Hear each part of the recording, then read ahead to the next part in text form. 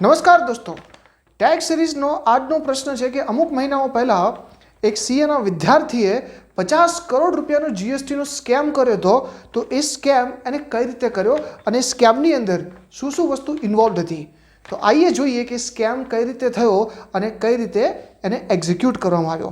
જો આપણે આ સ્કેમ વિશે સમજવું હોય તો સૌથી પહેલાં આપણે એ ખ્યાલ હોવો જોઈએ કે સમગ્ર જીએસટીમાં ઇનપુટ ટેક્સ ક્રેડિટ શું હોય છે. જો જ્યારે પણ આપણે કોઈ પણ પ્રકારનો સામાન ખરીદીએ અથવા કોઈ પણ પ્રકારની સર્વિસ લઈએ તો આપણે જે પણ પૈસા એ જે તે સપ્લાયર અથવા જે તે વેપારીને ચૂકવીએ છીએ એ ફક્ત ને ફક્ત એ પૈસાની એ વસ્તુની કિંમત જ નહીં પણ એની સાથે સાથે જીએસટી પણ આપણે પે કરીએ છીએ. મતલબ જે પણ કિંમત આપણે આપીએ છીએ એના બે કમ્પોનેન્ટ હોય. પહેલો કમ્પોનેન્ટ એ વસ્તુનું મૂલ્ય અને બીજી વસ્તુ છે એમાં આપણે પે કરેલો ટેક્સ એટલે કે જીએસટી.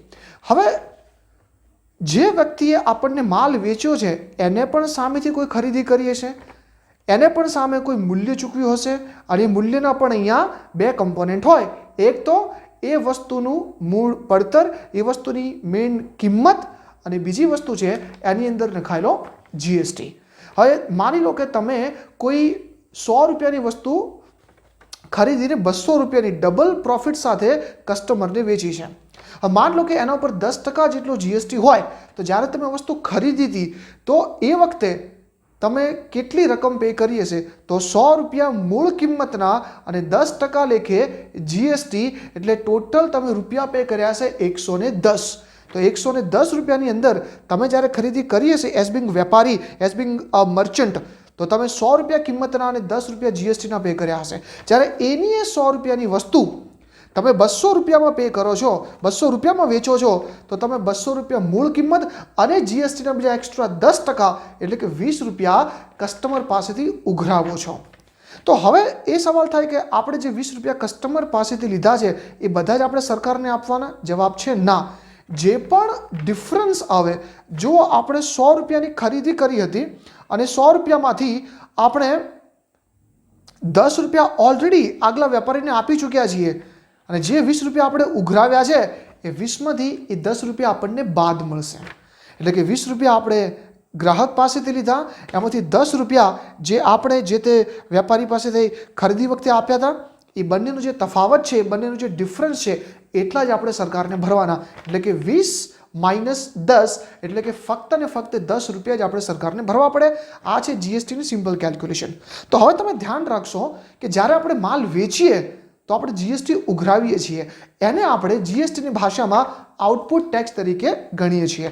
અને જ્યારે આપણે કોઈ ખરીદી કરીએ, પછી ભલે સર્વિસની વાત હોય કે પછી કોઈ માલ સામાનની વાત હોય, જે પણ ટેક્સ આપણે જે તે વેપારીને સામે ચૂકવીએ છીએ એને જ દોસ્તો અહીંયા ઇનપુટ ટેક્સ ક્રેડિટ કહેવામાં આવે છે.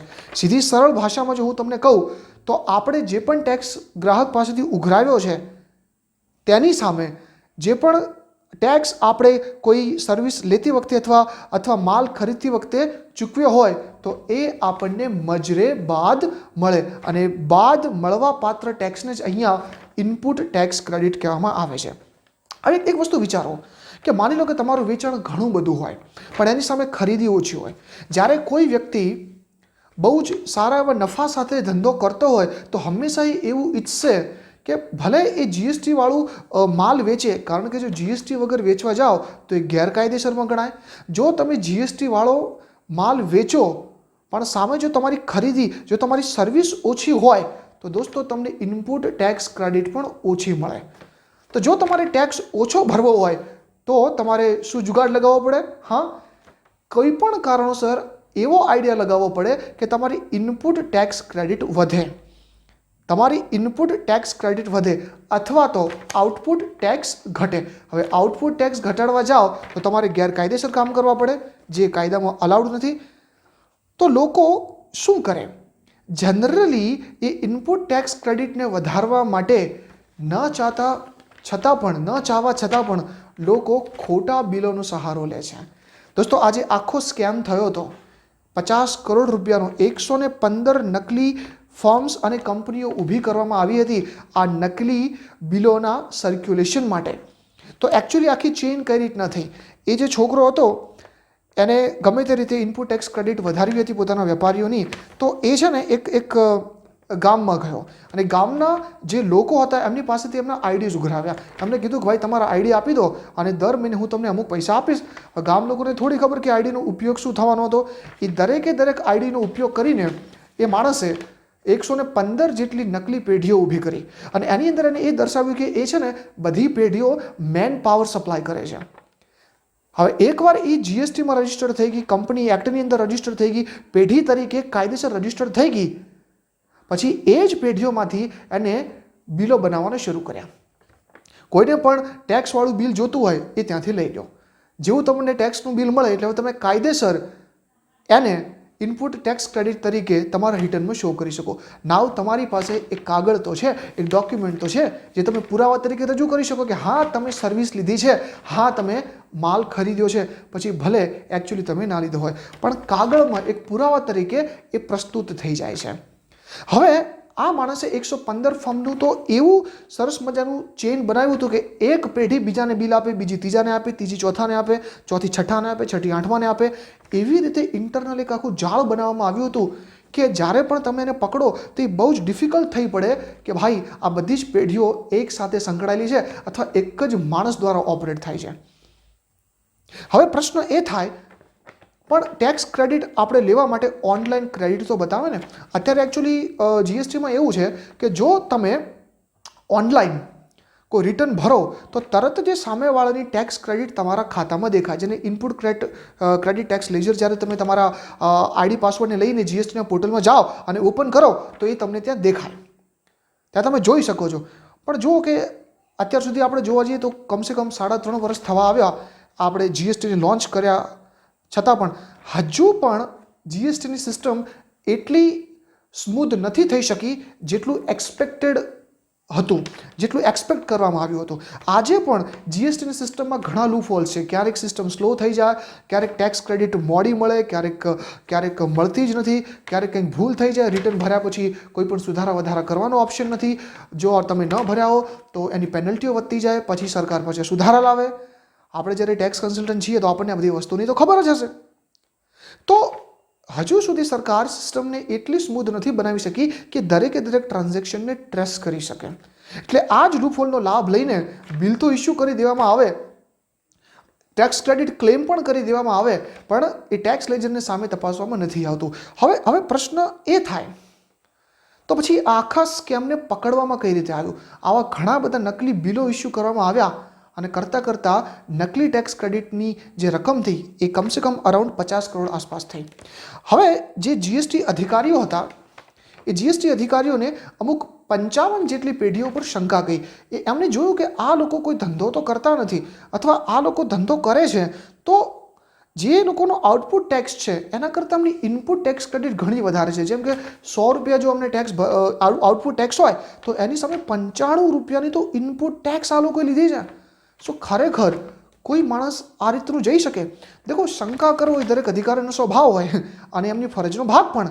તો એમને એક ઇન્વેસ્ટિગેશન કર્યું. હવે પ્રશ્ન એ થાય કે આ ઇન્વેસ્ટિગેશન કઈ રીતે કર્યું?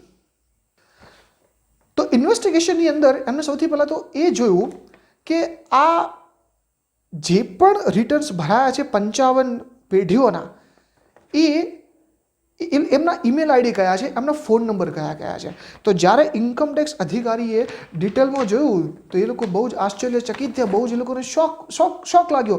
કારણ કે આ 55 પેઢીઓની અંદર જે ઈમેલ આઈડી અને મોબાઈલ નંબર હતા એ ગણીને 4 થી 5 વપરાણા હતા. મતલબ એ બધી જ પેઢીઓની અંદર ઈમેલ આઈડી અને મોબાઈલ નંબર એક સરખા હતા. એટલે એમનો જે શંકા હતી એ ઓર દ્રઢ બની. એમને હજુ વધારે ઇન્વેસ્ટિગેશન કર્યું. પછી એમને ઇન્ફોર્મેશન ટેકનોલોજીનો સહારો લીધો અને જોયું કે ભાઈ આ જેટલી પણ પેઢીઓએ રિટર્ન ભર્યા છે એ કમ્પ્યુટરનું એડ્રેસ કયું છે. તમારી જાણ ખાતર તમને કહી દઉં કે જ્યારે પણ આપણે કોઈપણ કમ્પ્યુટર દ્વારા કોઈપણ સિસ્ટમ અથવા કોઈપણ વેબસાઇટને એક્સેસ કરીએ તો આપણી કમ્પ્યુટરનો આઈપી એડ્રેસ એમના ડેટાબેઝમાં સેવ થઈ જાય.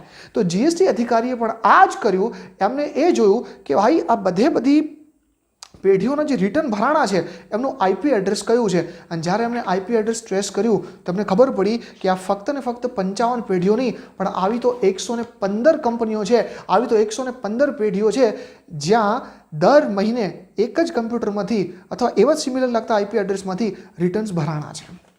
એટલે ત્યારે અમને ખબર પડી કે આ ફક્ત ને ફક્ત 55 પેઢીઓ જ નથી, પણ 115 પેઢીઓ છે જે એકસાથે જોડાયેલી છે અને આવી નકલી ઇનપુટ ટેક્સ ક્રેડિટ લઈને લોકોને લાભ પહોંચાડવાની કોશિશ કરે છે. અને જ્યારે એમને ઇન્વેસ્ટિગેશન વધાર્યું ત્યારે એમને ખબર પડી કે આની પાછળ એક જ માસ્ટર માઇન્ડ છે. અને જ્યારે એ લોકો એ માસ્ટર માઇન્ડ પાછળ પહોંચ્યા તો એમને જાણીને ખૂબ આશ્ચર્ય થયું કે એ એક 25 વર્ષનો CA કરતો વિદ્યાર્થી હતો. કેટલી ચાલાકીથી એને સરકારને મૂર્ખ બનાવવાની કોશિશ કરી. પણ ધ્યાન રાખજો, આપણે સામે એ પણ જાણવાનું છે કે આપણે ગમે એટલી ચાલાકી કરીએ, આજે સરકાર પાસે એટલા સંપન્ન સાધનો છે, એટલી સંપન્ન ટેકનોલોજીનો ઉપયોગ છે કે આપણે ગમે એટલા ચાલાક બનીએ તો પણ આપણી ચોરીને પકડતા એ વાર નહીં લાગે. તો મારી સાથે પ્રેક્ટિસ કરતા દરેક ટેક્સ કન્સલ્ટન્ટ મિત્રોને મારે નમ્ર વિનંતી છે કે આપણે આપણા ગ્રાહકને અને આપણે આપણા ક્લાયન્ટને સાચી અને સારી સલાહ આપીએ, નિયમિત રીતે એ કાયદાનું પાલન કરે અને આવી ખોટી પ્રેક્ટિસથી બચે એવી આપણે એમને સલાહ આપીએ. જો કોઈ પણ વ્યક્તિ, કોઈ પણ ટેક્સ કન્સલ્ટન્ટ કે કોઈ પણ વ્યક્તિ આવા ફેક બિલિંગની અંદર પકડાયો અને ફેક બિલિંગ જો 5 કરોડથી વધારે નીકળ્યું તો GSTના કાયદા પ્રમાણે એને 5 વર્ષ સુધીની પણ જેલ થઈ શકે છે. અને એની સાથે સાથે પેનલ્ટી લાગશે, એની સાથે સાથે દંડ લાગશે, એ તો અલગથી. તો દોસ્તો, આ હતો આખો કેસ કે કેવી રીતે એક CAના વિદ્યાર્થીએ 50 કરોડ જેટલા GSTના સ્કેમને અંજામ આપ્યો. પણ દોસ્તો, દેશની અંદર થતા ઘણા બધા સ્કેમમાંથી આ એક કેસ છે. એવા તો ઘણા બધા કેસો છે, એવા તો ઘણા બધા સ્કેમ છે જે હજુ ડિટેક્ટ નથી થયા. આશા રાખીએ કે દેશની GSTની ટીમ આવા સ્કેમ હજુ વધારે ઉજાગર કરીને ટેક્સ ચોરીને પકડે અને ત્યારબાદ એકત્રિત કરેલો ટેક્સ એ દેશના ભલા માટે ઉપયોગ કરે. આભાર.